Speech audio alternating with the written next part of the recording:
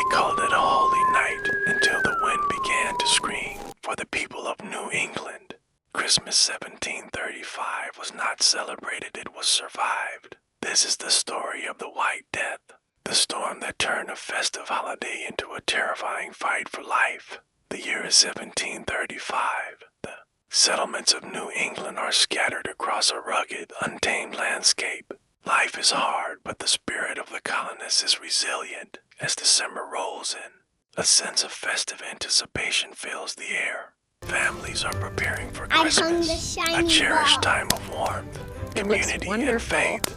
Fireplaces are stacked high with logs, humble decorations are being placed on evergreen branches, and the aroma of holiday cooking begins to drift from kitchens. Churches are preparing for their Christmas Eve services, ready to welcome congregations with hymns and sermons of hope. In this era, there were no weather forecasts, no Doppler radar, no storm warnings flashing on a screen. The colonists lived by the rhythm of the seasons and the signs of the sky, but on December 24th, the signs were deceptive. The day began like any other winter day, cold but manageable. People went about their final holiday preparations, visiting neighbors, and looking forward to the evening's festivities. No one had any idea that nature was about to unleash a fury that would be remembered for generations. It started in the afternoon, a sudden sharp shift in the air. The wind, which had been just a brisk winter breeze, began to howl with an unusual strength.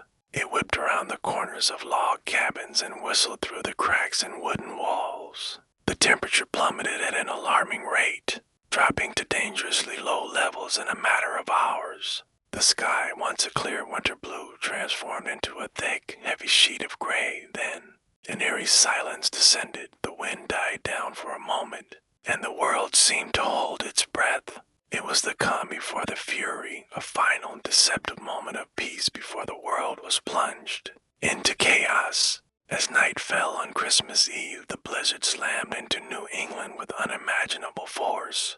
This was no ordinary snowstorm. It was a monstrous tempest, a blizzard of historic proportions. Violent winds, described later as hurricane force, tore at the very foundations of their homes. Roofs were ripped from houses, sending shingles and wooden planks flying into the darkness. And then came the snow. It didn't fall. It descended in a thick, blinding torrent, like a waterfall of ice. It was a whiteout so complete that visibility dropped to zero. Looking out a window was like staring into a white void that was swallowing the world whole. Inside their homes, terror set in. Families huddled together as the storm raged outside. The snow piled up with terrifying speed, burying homes completely. Soon doors were blocked, sealed shut by massive drifts that reached the rooftops. They were trapped. The warmth of the fireplace, once a symbol of comfort, now became a lifeline. But the wood piles were dwindling. They had only planned for a normal Christmas holiday, not for being imprisoned by a blizzard for days on end. The stories of survival from that night are harrowing. Some people were caught outside when the storm hit. Churchgoers making their way home from evening services became lost in the blinding snow, just steps from their own front doors. Many of them would never be seen again. Inside the buried houses, the cold was a relentless enemy. Children began to suffer from hypothermia, their small bodies unable to withstand the creeping chill. Desperate adults, realizing they were running out of firewood and food, began to dig. With their bare hands or simple tools, they clawed at the packed snow, trying to carve out escape tunnels, hoping to reach a neighbor's house or a woodpile buried somewhere outside. The sheer power of the storm was so terrifying that it entered into folklore. People spoke of the wind, not as a natural phenomenon, but as something malevolent. They said it sounded like the scream of a Christmas demon, a supernatural wail that seemed bent on destruction, and the destruction was immense. When the storm finally subsided days later, the landscape was unrecognizable. Entire villages were heavily damaged. The buildings flattened and forests of trees snapped in half. The human cost was devastating.